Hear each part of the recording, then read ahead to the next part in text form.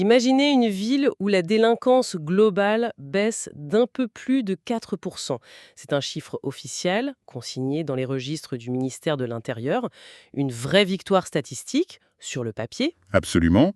C'est un recul qui devrait théoriquement rassurer tout le monde. Sauf que, quand on écoute les témoignages dans la rue, comme cette jeune femme interrogée récemment qui avoue ne plus oser rentrer seule chez elle la nuit, on perçoit un décalage immense. Ce gouffre entre la donnée froide et le frisson réel sur le trottoir, c'est précisément ce qui agite Bordeaux aujourd'hui. Et c'est là tout le nœud de la politique urbaine contemporaine. La perception de la rue devient finalement la réalité politique à gérer pour les élus. Une réalité qui est en pleine ébullition, il faut le dire. Bienvenue dans notre exploration d'aujourd'hui, où nous allons plonger au cœur d'une séquence électorale fascinante, l'entre-deux-tours des élections municipales bordelaises. Un moment charnière, oui. Notre mission pour cette analyse en profondeur, c'est de fournir à ceux qui nous écoutent, et particulièrement aux électeurs concernés, une synthèse claire et bienveillante des enjeux. Nous avons décortiqué les bilans, les programmes et les échanges parfois très électriques du dernier débat télévisé. Alors, avant de rentrer dans le vif du sujet, je crois qu'il est indispensable de poser notre règle d'or.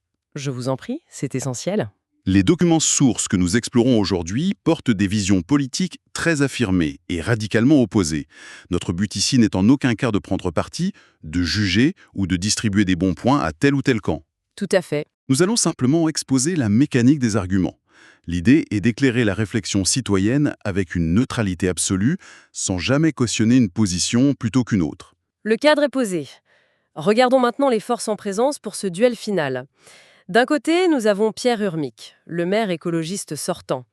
Il est arrivé en tête au premier tour avec environ 27,6% des voix. Et de l'autre, Thomas Cazenave, candidat qui prône la rupture. Député Renaissance, il talonne le maire sortant avec ses 25,5%.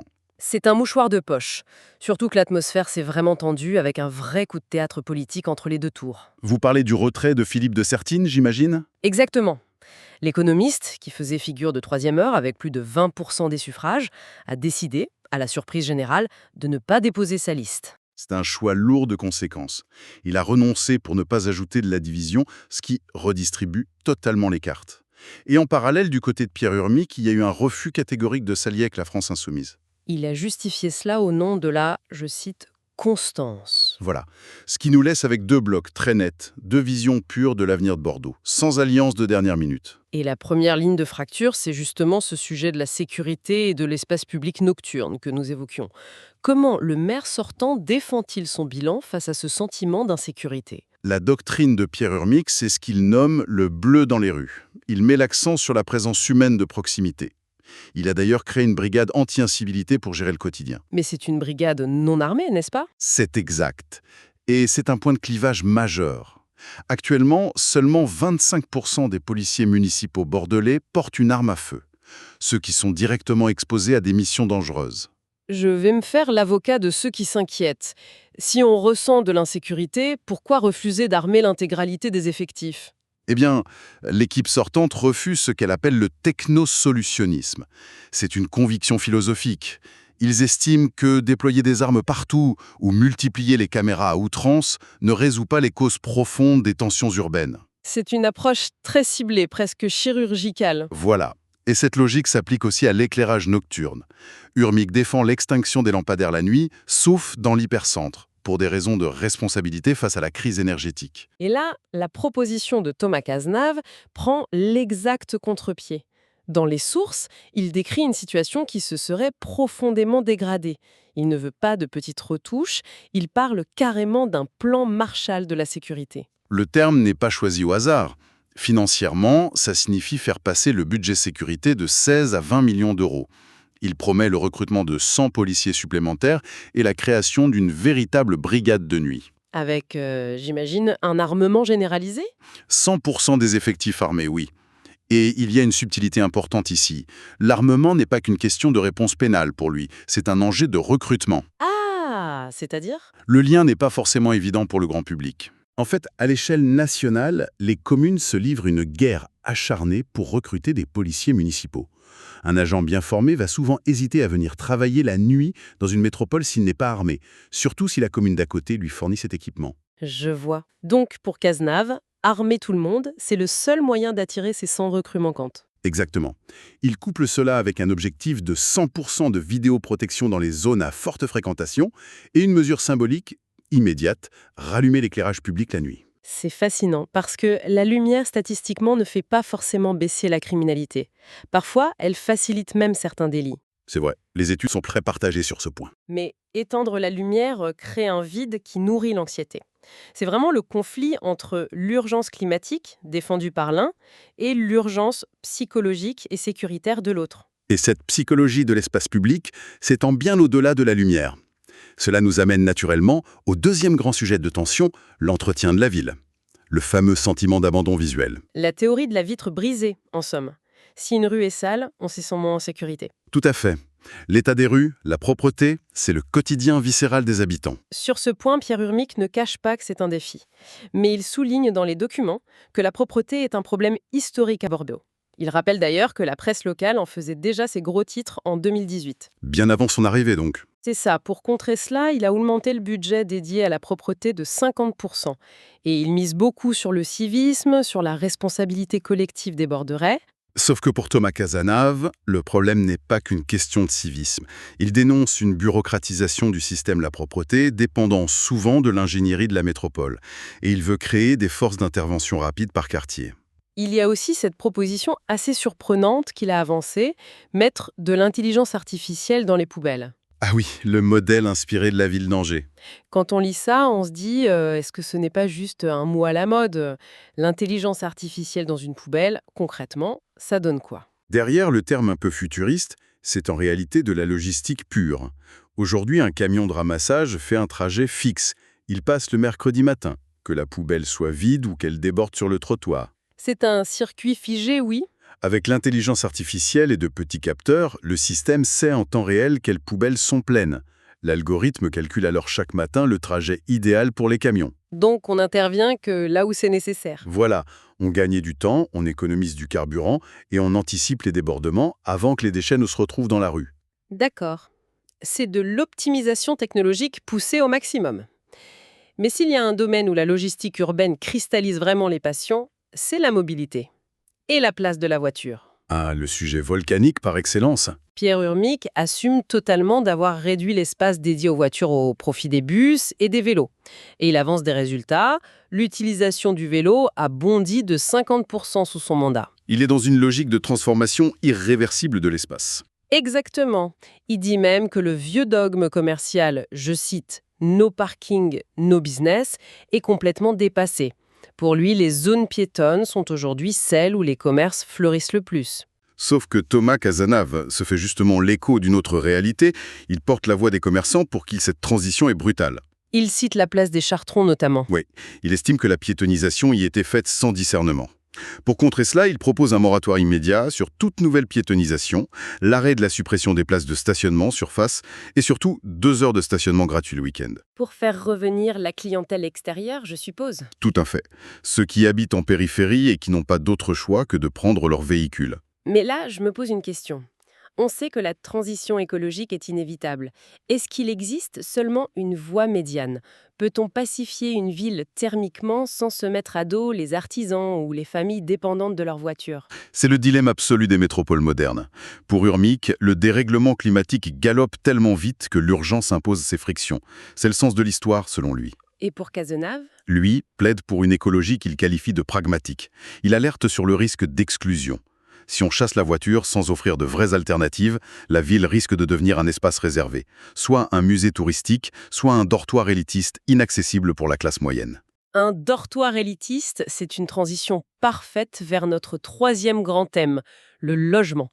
Parce que débattre de la façon dont on circule en ville, c'est presque secondaire si les habitants ne peuvent plus payer leur loyer pour y vivre. Et les sources sont unanimes à ce sujet, notamment de la part des jeunes. Bordeaux est perçu comme hors de prix. Face à cette angoisse, Pierre Urmic met en avant un bilan très volontariste.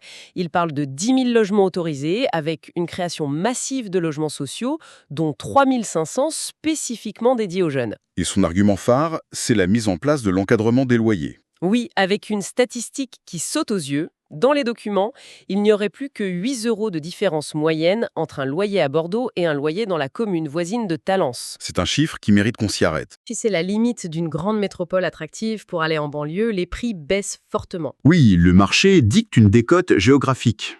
Et là, avec un écart de seulement 8 €, c'est comme si la mairie avait réussi à créer un bouclier artificiel en plein centre, défiant les règles habituelles du marché immobilier. Pour l'équipe sortante, c'est la preuve irréfutable que la régulation fonctionne. Une régulation que Thomas Cazeneuve critique vertement cependant. Il ne nie pas que les prix soient exorbitants, mais il attaque la méthode. Pour lui, bloquer les prix ne règle pas le problème fondamental qui est le manque criant de nouveaux logements. Il pointe notamment du doigt les normes de construction locales, n'est-ce pas? Oui, il cible particulièrement ce qu'on appelle le label frugal bordelais, mis en place par la majorité écologiste. Selon Cazeneuve, ce label paralyse littéralement le marché et fait chuter le nombre de permis de construire. Mais sur le papier, le label frugal, ça a l'air d'être une bonne idée. On parle de normes écologiques de bon sens, non? Pourquoi ça bloquerait la construction? Parce que les exigences sont très lourdes. Le label impose aux promoteurs des matériaux biosourcés, des appartements avec une double orientation pour la ventilation naturelle, des balcons systématiques. Ah, je vois. Des critères de haute qualité? C'est ça. Le souci, c'est l'équation financière. Avec ces contraintes, le coût de construction au mètre carré explose. Et si vous ajoutez à cela la hausse récente des taux d'intérêt, les promoteurs n'y trouvent plus leur compte et gèlent simplement leur chantier. D'accord. Et que propose Cazeneuve pour débloquer la situation s'il veut assouplir ses normes? Il ne compte tout de même pas revenir au bétonnage massif. Non. Sa solution principale repose sur l'existant. Il a identifié 50 000 mètres carrés de bureaux laissés vacants, notamment à cause de l'essor du télétravail. Son plan, c'est de les transformer pour créer 1000 logements en plein cœur de ville. Et il veut aussi relancer l'offre du côté de Bordeaux-Nord. Transformer des bureaux en logements, l'idée est séduisante. Mais techniquement, c'est un casse-tête. Il faut recréer des colonnes d'évacuation, des salles de bain, percer de nouvelles fenêtres sur des façades vitrées. C'est souvent plus coûteux que de détruire pour reconstruire en effet. C'est sûrement l'argument que le camp urmique lui opposerait. Et cette dichotomie entre, disons, le maire bâtisseur et protecteur d'un côté et le maire facilitateur de l'autre, on la retrouve parfaitement sur la question de la santé. Ah oui, les fameux déserts médico-urbains. Un vrai fléau. Urmic, lui, choisit l'interventionnisme direct. La mairie emploie des médecins, il prévoit l'ouverture de centres de santé municipaux avec un projet aux Aubiers pour 2027 et un autre à Saint-Michel. Tandis que Cazeneuve préfère agir en soutien du privé.